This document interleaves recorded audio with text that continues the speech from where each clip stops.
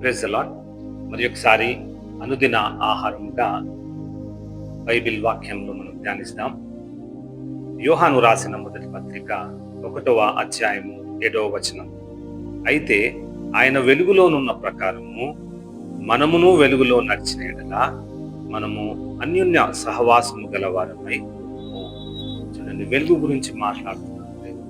నీ జీవితంలో వెలుగు ఇవ్వాలని ఆశపడి ఉన్నారు. ఈ మాటలు వింటున్నటువంటి వీళ్ళందరి జీవితాలలో గొప్ప వెలుగు.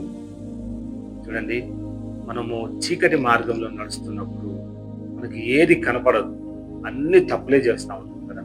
మరి ఎప్పుడైతే నువ్వు వెలుగులోకి వచ్చింటావో నీ జీవితం అంతా వెలుగుమయమైపోతుంది. నువ్వు ఏది చేయాలనుకుంటున్నావు పని అది సక్రమంగా మరి అనుకూలమైనటువంటి సమయంలో జరగటం మనం చూస్తూ ఉంటాం. మరి వాక్యం చేత మనతో మాట్లాడుతున్నాడు. వాక్యం ఏమై ఉన్నది? వెలుగై ఉన్నది. చూడండి, ఆ వాక్యాన్ని మనము ధ్యానించినట్లయితే యేసుప్రభుల వారు మరి శిష్యులకు బోధించినప్పుడు నా బోధనలు వినుడి అని అన్నారు కదా. బోధనలు మనం వినాలి. యేసయ్య చెప్తున్నటువంటి సూత్రాలను మనము వినాలి. యేసయ్య రాయబడ్డటువంటి ఈ వాక్యాలను మనం విన్నట్లయితే నీ జీవితము కానీ నా జీవితము కానీ మనందరి జీవితంలో గొప్ప వెలుగుని దయచేస్తానంటున్నాను. చూడండి, మనం దేవుని వాక్యం ఏమై ఉన్నది? వెలుగై ఉన్నది. వెలుగు అంటేనే ఏంది? వెలుగు అంటేనే దేవుని యొక్క వాక్యమై ఉన్నది. వాక్యానుసారంగా మనం నడుచుకోవాలి. ఈరోజు మనం ప్రార్థన చేసినాం కదా, ఉదయకాలంలో ఇవ్వగానే దేవుని యొక్క వాక్యాన్ని మనం చదువుకున్నాం కదా. మన నీ జీవితంలో సాతాను వేస్తున్నటువంటి ప్రతి విధమైనటువంటి బంధకములన్నింటినీ బంధించి మరి ఈ వాక్యం చేత నువ్వు వెలిగించబడాలని దేవుడు కోరుచున్నాడు. వాక్యం వింటున్న బిడ్డలందరి జీవితంలో గొప్ప విజయాన్ని ఇస్తానని. మీ యొక్క జీవిత విధానం ఏ విధంగా ఉన్నది?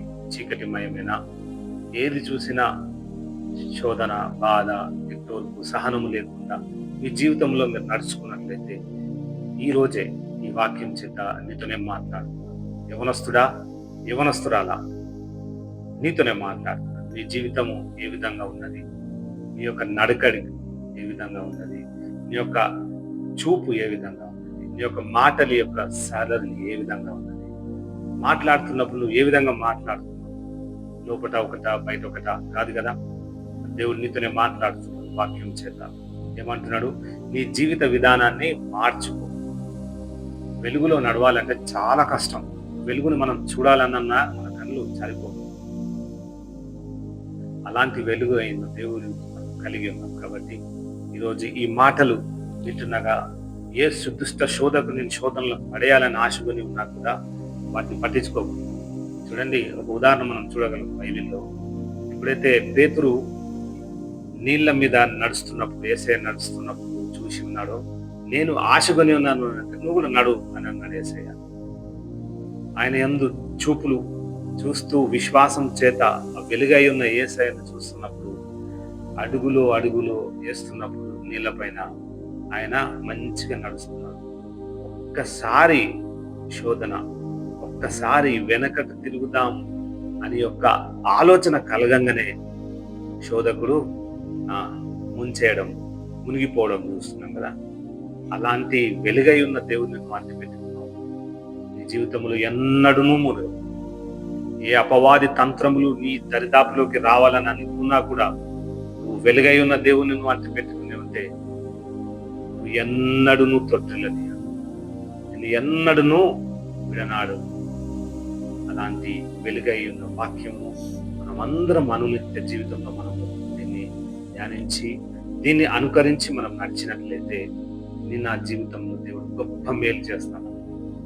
ఈరోజు వాక్యం వెళ్ళి మీ హృదయాలలో వెలుగు నింపాలని, మీ యొక్క హృదయాలలో గొప్ప విజయాన్ని పొందాలని ఈ వాక్యం నీతో మాట్లాడుతుందమ్మా. మేము విశ్వాసం చేద్దాం. అందరూ ప్రార్థనలో ప్రార్థన చేసుకున్నాం. స్తోత్రములు నాయన ప్రభువా.